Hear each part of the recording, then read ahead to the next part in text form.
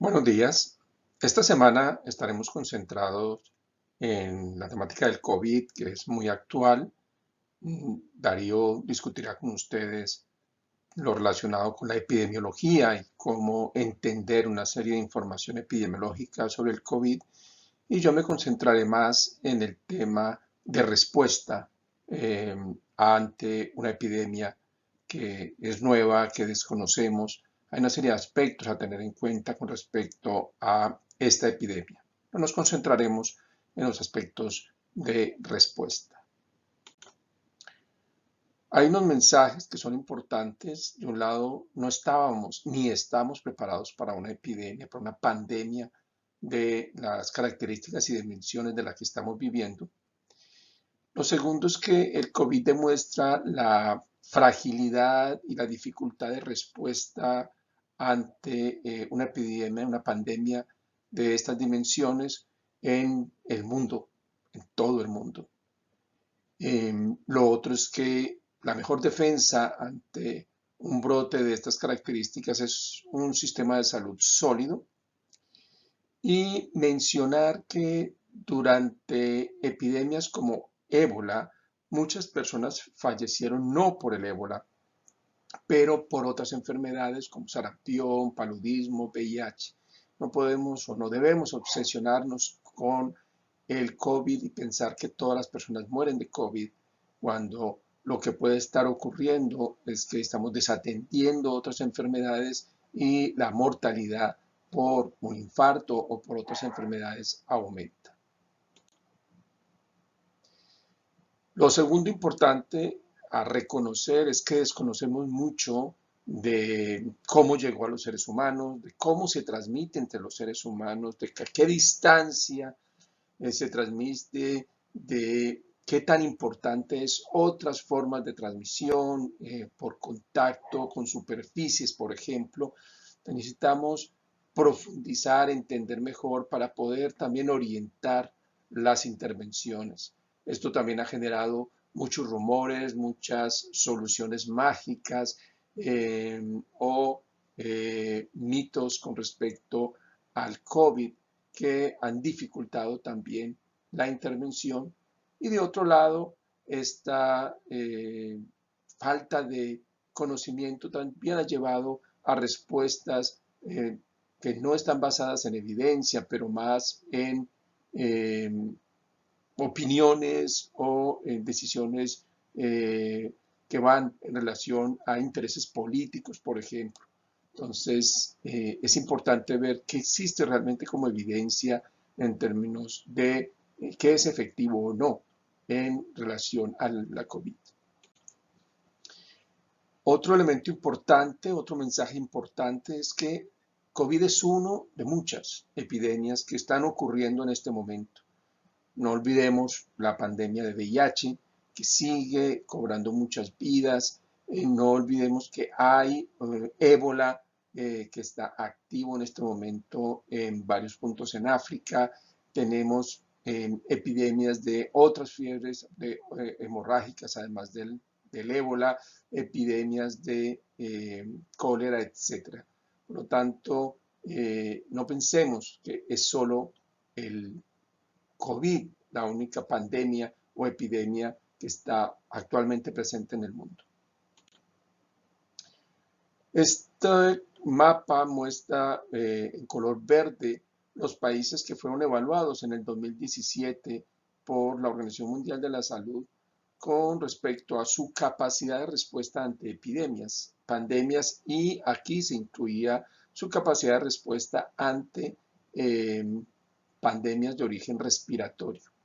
Si ven, hay países que sí han demostrado que esa capacidad les ha servido para responder. Esto puede ser Australia, Nueva Zelanda, pero otros países que aquí estaban en verde con una gran capacidad de respuesta, como podría ser Estados Unidos, realmente ha sido un país que ha sufrido de manera importante en su población, en el número de casos y en la mortalidad, especialmente en ciertas poblaciones afroamericanas, población latina en Estados Unidos, y por lo tanto esta evaluación hecha en el 2017 pierde un poco de validez, ¿sí? Europa también tenía una buena evaluación de su capacidad y vemos hasta hoy que tiene una dificultad importante para responder ante la epidemia de COVID.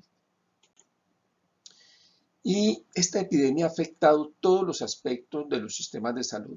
Si miramos los bloques que identifican los sistemas de salud de acuerdo a la Organización Mundial de la Salud, el COVID ha afectado el liderazgo y la gobernanza de los sistemas de salud, la capacidad de respuesta de los sistemas, ha afectado el financiamiento, ha implicado inversiones y gastos muy elevados, ha elevado el costo de transporte y de medicamentos y de insumos, ha afectado directamente al personal de salud porque lo ha enfermado, ha muerto personal de salud, pero también porque el personal ha sido discriminado o agredido en el manejo del COVID y el estrés de enfrentarse a una enfermedad que ha aumentado mucho la mortalidad, genera una serie de problemas en el personal de salud. Tenemos retos importantes en insumos de medicamentos y de productos médicos, no solo para el COVID, para todas las enfermedades y todos los servicios. Mucha de la producción mundial de medicamentos está concentrada en China y en India, que en la medida en que están afectados por el COVID, su producción está siendo limitada.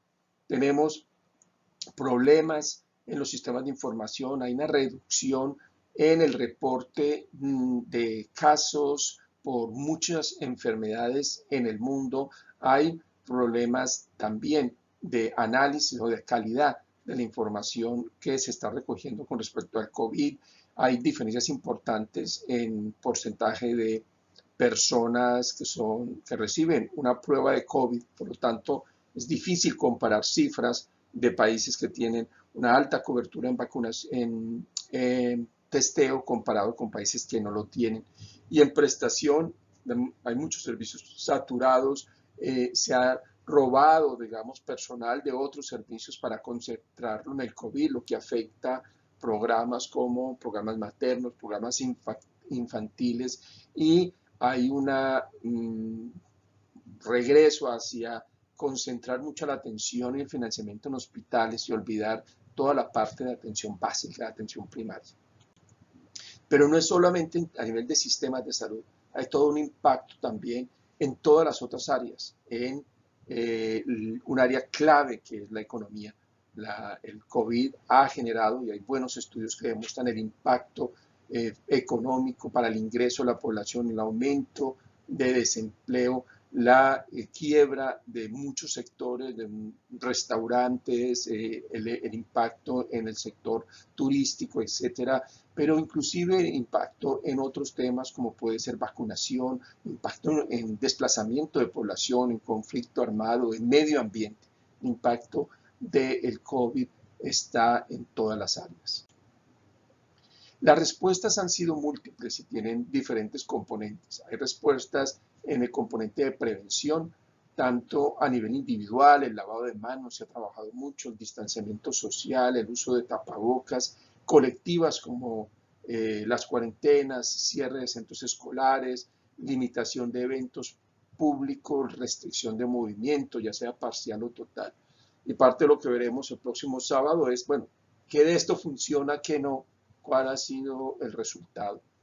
Atención, en la parte de atención, los servicios han tenido que adaptar a esta nueva realidad, han tenido que aumentar su capacidad, por ejemplo, para el tamizaje, separar servicios específicamente para el COVID, reorganizar al personal de salud, mejorar su capacidad de protección individual, de equipos de protección individual, ampliar atención domiciliaria, usar tecnologías para hacer consulta por videoconferencia, por ejemplo. Y las acciones han dependido mucho del contexto político, económico de cada uno de los países, del momento que vive cada país, y por lo tanto, entre el momento en que comenzaron los casos hasta que cada país tomó decisiones, ha habido desde días hasta meses en ese proceso. Lo otro que es importante es que unas decisiones se han tomado de manera muy restrictiva, o sea, cuarentenas totales, confinamiento, mientras otros países han tomado medidas mucho más, digamos, menos restrictivas, y también en algunos países, Italia es un ejemplo de ello, se tomaron medidas en unas zonas y luego se tuvo que ampliar al resto del país. Todo esto tiene unas repercusiones importantes que discutiremos. Y en términos de impacto en el número de casos y en la mortalidad, también miraremos otros tipos de impactos, pero este, por ejemplo, refleja que la mortalidad en diferentes países ha sido muy distinta. Tenemos México con una mortalidad del 10.1%, una mortalidad muy alta, que tuvo un pico muy importante hace 2 meses. Italia, que también tuvo una mortalidad muy elevada. Irán, Gran Bretaña, Perú, Indonesia, España y Colombia está dentro de unos no tan alto como Italia, Irán o México, pero también tiene una letalidad muy alta.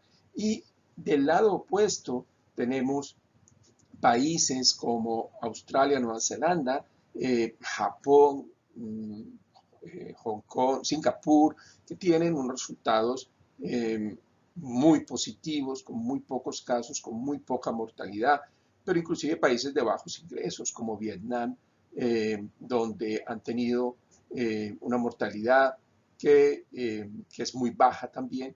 Por lo tanto, hay que mirar qué hace que haya estas grandes diferencias, cómo aprender de quien lo está haciendo bien, cómo aprender de quien no lo está haciendo bien para no repetir errores. Eso es parte de lo que discutiremos durante nuestra clase el próximo sábado. Les pediré que lean un material que vamos a compartir en el SICUA. Es un resumen de una serie de revisiones hechas en Cochrane. Es muy amplio, no lo van a poder mirar cada una de las revisiones, pero por lo menos el resumen de en qué se está haciendo revisiones, qué evidencia se está buscando, y pues, dependiendo un poco también de sus intereses, pueden mirar una u otra revisión para ver qué sabemos hoy en día con respecto a cada uno de los temas que estamos comentando. Bueno, nos veremos el próximo sábado en la clase de manera sincrónica.